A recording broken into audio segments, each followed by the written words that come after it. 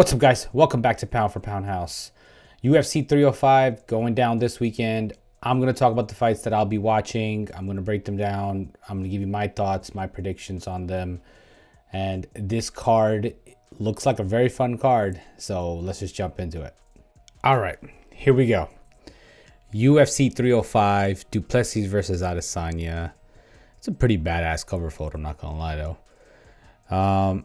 Stack meter on this card. Some good names. A lot of people on losing streaks. 7.5. It's a solid 7.5. I don't know, if it gets past that, but 7.5, yeah. I mean, it's going to be in Perth. The crowd's going to be insane. We know that. So, should be a good card still. All right. Let's look at just some notable names or names that I'm, not really going to talk too much about, but just kind of put them out there. Herbert Burns versus Jenkins. Herbert Burns is, on a losing streak right now, I believe. He's just, I don't know, he's not as durable as his brother. So, it's, I don't know. When you look at him, after the first round, he's usually done. Jenkins, on the other hand, is going to press forward. He's going to, bring the fight to Herbert Burns. So when you look at this fight, I mean, it's pretty damn easy to say that Herbert Burns loses this. And I think also Jenkins is younger. And he's also got the home crowd, right? So, Casey O'Neill versus Luana Santos. I think this is the last minute replacement. But Casey O'Neill, we'll just go with King Casey. So we'll just let it be. She's always been a good, she's had some loss here and there, but she's been great. So yeah, I'll go with her. Josh CULIBAO and Ricardo Ramos. I believe Ricardo lost his last few fights. Same thing with Josh CULIBAO. Yeah. I mean, his I think his last fight, from what I remember, kind of screwed himself up with that one. Josh CULIBAO, he's also lost a few. I believe. Yeah, he's lost his last two as well. So they're kind of both going for this. I mean, it's the for Josh, this is a hometown advantage or home ground advantage, I want to say. For Ricardo, I mean, hey, I don't know. It's going to be an interesting fight. They're both great fighters. They're both well-rounded. But I feel like Josh is more of a decision fighter. Ricardo might bring the action forward. Josh is very durable. So, I mean, looking at this, I want to give it to Josh. I think the odds makers have it right. So I'm probably just going to go with the odds makers on that. Josh CULIBAO decision. Yeah. Junior TAFA, VALTER Walker. This guy is Johnny Walker's brother, if you guys don't know. He's the heavyweight version. The meaner looking version, I want to say. And hoping he has a better chin version. Because Junior TAFA hits hard. And he will, put him out if he has to. And, Junior TAFA has an up and down record, but I don't know, man. He's got those powers in his hands. Not to say that VALTER doesn't. It's just, I don't know how this fight will actually play out. Because if he has the same chin as his brother, he ain't going nowhere. But from what I understand of his previous fights, he's been pretty solid. So, I don't know. He's a pretty big ass dude too. So, 6'6" is huge. I think Junior TAFA, it's, people are going to, I see the odds are against with Junior TAFA, home ground advantage. I'm going to go with VALTER Walker. I think he gets it done. I don't think he gets it done by maybe. Yeah, I think he gets it done by like a TKO or KO. round 2, something like that. The round 1's gonna be more of a feel out process. Could be round 1 as well too, because Junior comes in there and just a swing, so he might slip up, you know, while swinging. So we'll see how that plays out. All right, main card. So Ling Jingliang. Li Jingliang, my bad. He's always a cool dude. I mean, you know, I think after his loss from Hamzat, and then he had like a very close fight with D-Rod, which I want to say I think he won, but that fight, but it is what it is. I know he's the underdog in this fight. I know he's the underdog, but I don't know. I'm going to say that I'm just rooting for him, you know. Carlos is on a winning streak. Lee's been out for a little while as well too, I believe. I think he was out. Yeah, he's been out for like 2 years, so that's also a big factor. So maybe Salikov. And that D-Rod fight, like I said, it could have been really... I felt like it was more towards Lee, but whatever. I don't know. This one is close, but I want to root for Lee. I just feel like, you know, he's just been developing as his character now more and more. And he's like this Street Fighter character that we kind of want to see win, want to see more of. He's just cool, badass, cool, comes with the cool suits. So... I'm going to go with Lee, man. I think Lee gets it done. I don't know how. I mean, I don't want to say he gets it done in submission or anything like that, because he doesn't really do much of a ground game. I think he could keep it standing and get it done. So, yeah, I'm going to go with Lee. All right. Tai TUIVASA. Oh, boy. Listen, you know, he gets the home advantage for Tai. That's cool. Jairzinho came off that last win that he had against Shamil Ghaziv, who he basically exposed. Jairzinho's a better striker. He's more good on his feet. He's better on his feet. He's crisp. He can put punches together. He's got power. Tai's got crazy power. I mean, what he did to Derek Lewis. I mean, but Tai's just been on a losing streak, man. He's just lost. I don't know. I don't even know. Freak. Do I really want to count this? I feel so bad. Like, cause I actually like Tai TUIVASA, and the fact that he's on a losing streak sucks. We haven't got to see a Shui in a minute. Let's see. How many has he lost in a row so far? 1, 2, 3, 4. All right. He's on a 4-fight losing streak. So shit, he needs to get a win, and it's just rough. And Jairzinho Rozenstruik is fighting for the number 10 spot. I mean, Tai is the underdog here. Jairzinho, everything points at Jairzinho. Like, Jairzinho winning this. Everything points in that direction. I just like Tai for this because I feel like he's just not going to give up this opportunity. I think he's just not. I mean, hopefully he conditioned himself better. He can, you know, hopefully he doesn't let himself go crazy with it, just, you know, winding up his shots and just not really putting them together in a better way, not using combinations rather than just swinging for the fences. I think he's just, you know, if he's put it together better this time, if he's gotten some combos in his arsenal now, I think he can get it done.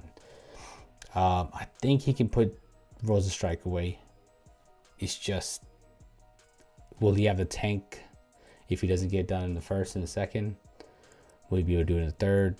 I mean, it's a lot of questions, man. I mean, everything does point for Jairzinho to win, possibly by TKO. But I feel like Tai's good for this. I feel like we got to give Tai one more go. I think Tai can get it done. So I'm going to go with Tai.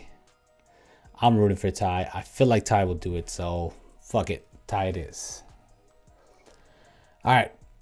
MATEUSZ Gamrot. All right, guys. I want you to know. You know, you guys talk about crotch. Some people talk about crotch sniffing fights and, you know, how some of the shits are boring. You've got this guy against Dan Hooker, who's literally a beast, you know. Dan Hooker's had some, you know, questionable comments, but aside from that, Dan Hooker versus Mateusz is like, it's a weird match because Mateusz is just a full blown, like, he's just like really a good grappler. That fight that he had with Fiziev, right? If you guys look back at it, that first round, I mean, it was closer. It was kind of close, but I think Fiziev took that round. But he was just, he wasn't putting any like good combinations. He was just, you know, getting some few jabs in. He was trying to get the grappling going, but he couldn't really get Fiziev down. Fiziev was just, you know, excellent on the feet. He's able to keep himself standing. So when you look at that, it's tough, man. With Mateusz, it's like tough to be following him or liking him even more, because most people don't want to watch just somebody grappling all day. You know, it's really hard to watch somebody like him all day and get behind him. Especially he was so close. He beat Armand, which was like really close fight too. And you know, he could have been technically a title contender. He was like, what is he, number? What is his ranking right now? 5. Yeah, he's been at 5 for a minute. He's been there for a little bit.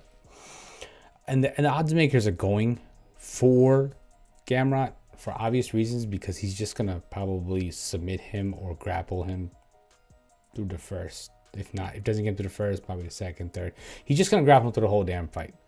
He probably wins by decision. Dan Hooker has obviously got a lot of time to prepare for this. He's coming off of an injury.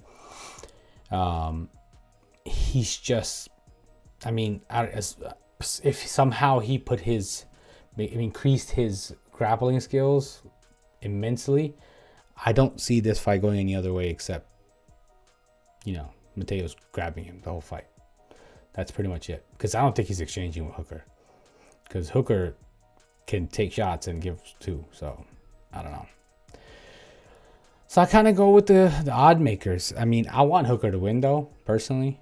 Because I would like to see Hooker in the top 5. I'd like to see Dan Hooker versus Rafael Fiziev. That'd be a badass fight. It'd be such a good fight.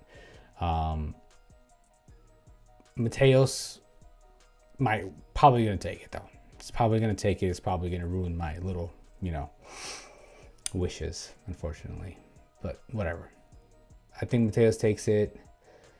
I think he just wins by decision, and he could submit Dan Hooker, maybe if he gets him early enough while they're still dry. But that's about it. So Mateusz Gamrot decision. Hopefully Dan Hooker knocks his ass out, but that's that. Moving along. Alrighty, Steve ERCEG versus Kai Kara-France. Kai Kara-France has been out for quite some time, man. ERCEG's been active. He's had his recent fight with the champ, and you know, he looked pretty damn good for somebody who's 10th ranked. It looked pretty damn good. I mean, he's got some, you know, good jiu-jitsu. He's really good at the ground. He's tricky. He can submit really well. Kai Kara-France, on the other hand, you know, he's going to keep it standing. He's going to strike. I don't see that height advantage is also there for ERCEG. The reach is relatively the same. Actually, Kai Kara actually gets a little bit more of an advantage there. But I don't know. I don't think Kai puts him away or anything like that. And I think if ERCEG gets him to the ground, it's ERCEG who wins the fight. If it stays standing, then Kai wins the fight. I don't think he's going to put Kai away either by standing, but I think that's how it goes. Really. It's pretty straight and simple. We're just going to see how him being out for so long is going to affect him. Actually, now that we're here, I just might as well see when was his last fight. Amir Abazi, 2023. Yeah, he's been out for a minute. He's been out for over a year. So, yep. That's rough. I mean, he's lost to some of the best guys, so. And this division needs a shake-up, to be honest, because flyweight, ooh, it's rough.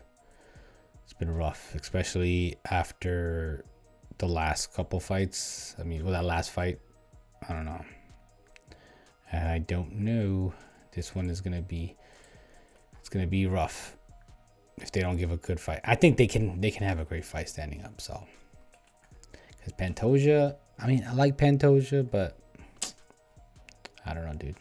After Figgy left and Moreno's kind of not in the picture right now, Amir Albazi, I don't even know where he is. I mean, we need some more, I mean, blood.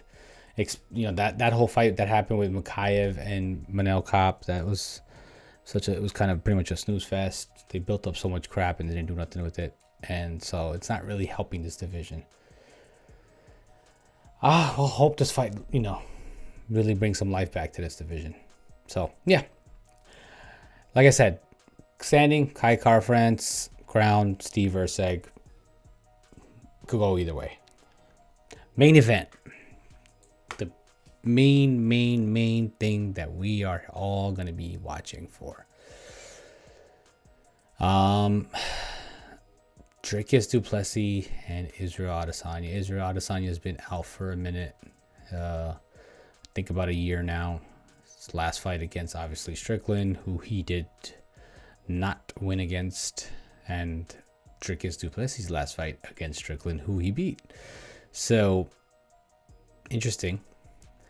Du Plessis is just an interesting fighter, man. Like, you know, when we first, I mean, I'm sure a lot of people thought the same thing. When he first hit the, you know, when he first hit the rankings, everybody was kind of like, he's just a weird fighter. He gasses out.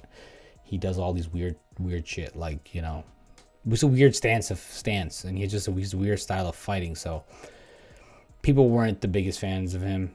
Then he went out and then he beat like, he beat out all the main guys, Darren Till.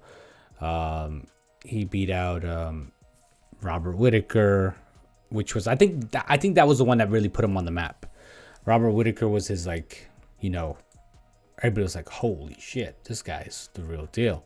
Because, I mean, everybody else that he fought prior, I mean, there's big names, there's some decent names, but nobody was like going crazy over him on Tavares or Till or Brunson. It was Whittaker when he beat, and the way he did it, we're like, oh shit, this guy's the real deal.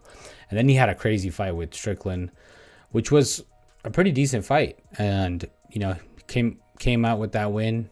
He took it and became the champion, which was a pretty good, it's a good story, good rise. And, you know, he's the first South African champion, and now he's going up somebody against arguably the greatest middleweight in the UFC history, or in MMA history, I want to say, who was probably burnt out, right? He was burnt out against fighting constantly.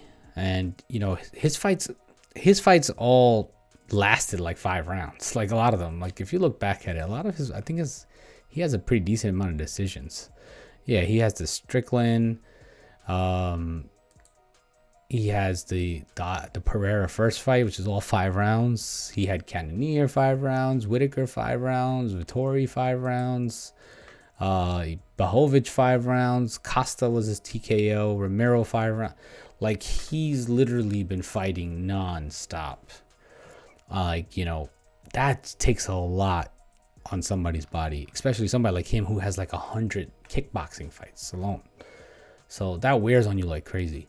So I get it, you know, and I'm not giving him any excuses. You know, his loss to Strickland was, you know, his mistake of underestimating Strickland. But what I think is going to happen in this fight, I think Dricus du Plessis is taking that Strickland fight as a blueprint, and Dricus is also a pressure fighter, so he's going to be coming forward. And I don't know if that's going to work this time around, because I think Izzy's going to prepare for this. He's going to mentally be ready for this. I think he knows that Dricus is going to come forward. He's going to try to keep him on the back foot. He's going to keep, you know, punches and bunches, grappling. He's going to try to, you know, switch it up, do all his weird shit that he does. And, you know, he's not going to back up. So Izzy's going to have to be really good on his back foot this time. Like, not like what happened with him and Strickland. He's going to have to, you know, sniper. Not the Leon sniper. He's got to do the Izzy sniper. Izzy's a lot better when it comes to sniping. So I think when it comes to this fight, Izzy has to really make sure if he's going to be on his back foot, he's got to be able to pinpoint accuracy strike. He's got to be able to, you know, hit him and make him move back. But you know, it's just such an interesting fight. I mean, Izzy's getting the odds on his side, but it's probably closer than we think it is. I mean, it's pretty close right now, but I think it's probably even, because it all comes out. We don't know what Izzy we're gonna see after a year. I'm hoping we see a fresher Izzy, a newer Izzy, but I don't know if we're gonna see that. So it's hard to say.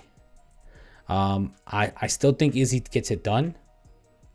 I'm gonna say 5 rounds again. I think it just Izzy has the experience of 5 rounds. He can take it there. He can fight those 5 rounds no problem without gassing out or anything like that. So I think Izzy gets it done 5 rounds. I think he just wins by decision, and we see NU, and that's that. I mean, it makes for a good story though. I mean, Izzy comes back, wins the title the 3rd time around. It's gonna be huge. It's gonna be huge. Nobody's ever done that. So, and you know, he'll definitely go down as the greatest. And then if he does win, and to fast forward now, let's just say this Robert Whittaker and Khamzat fight actually goes through, which I'll do a video, so keep a lookout for that. If that fight actually goes through, I think it'll be crazy and amazing, and it'll sell out like insane pay-per-view buys if Izzy and Khamzat fight. I know Khamzat's been like down in a sense where people are just like not really hyped about him anymore because he's just been pulling out of fights. He's getting sick, blah, blah, blah, whatever. And he's just really not, you know, he's barely winning against Kamaru, who's a 170 welterweight. So I think if he wins definitively, like really in a, I guess, a very fancy fashion, I want to say, or if he wins in a way where he's like such a dominant fashion and he gets it done against Robert Whittaker, that fight is this fight between Izzy and him would be insane. Like, it's gonna sell. I don't think that fight's the same way, that type of reaction we're gonna get with Dricus and Khamzat. So, because nobody, and I love Whittaker to death. I love Whittaker. He's one of my favorite fighters. I don't think we want to see another Izzy and Whittaker. I'm just being honest. I don't want to see any more of them on that. I know he wants it back. Listen, Whittaker, we love you. No disrespect to you. I know you want that one back, but I don't know if we all want to see that again. And I mean, I would like to see Dricus and Robert again, but I feel like the better fight would be Izzy versus Khamzat. That fight would be insane. It would sell so much. So I hope that happens. That would be cool to see, like early next year, maybe, you know, maybe spring next year. We'll see. But this is the first fight that they have to go through, and they both have to win on their cards. So we'll see what happens. But I'm going with Izzy. I think Izzy gets it done 5 rounds. I don't think he puts Dricus away. But hey, it's going to be an interesting fight. It's going to be a very high level fight, I want to say, because they're going to be cautious of each other because they know they both bring power and they both bring, you know, they're both well-rounded and they're the top of the top elite. So they're going to be very cautious of each other. So I think this fight goes to 5 rounds and Izzy wins it. So yeah, that's my thoughts on this. Like I said, it's like a 7.5 card. Hopefully it lives up, and maybe it's more hype than I'm thinking it is. It becomes something amazing, but we'll see. I'm excited to see it. August 17th, it goes down. I'll be watching it. I cannot wait to give the aftermath breakdown on this, because I can imagine all the shit talking that's going to be between a few of these guys that are on this card. So it's going to be fun. So yeah, that's pretty much it for me. Let me know what you guys think. What's your thoughts on this card? Who do you guys have? What's your picks? And I'll see you guys in the next one. Hey guys, thanks for watching. Please don't forget to like this video. Also, if you're enjoying the content, please consider subscribing and don't forget to hit the bell icon so you can see all the new videos I upload.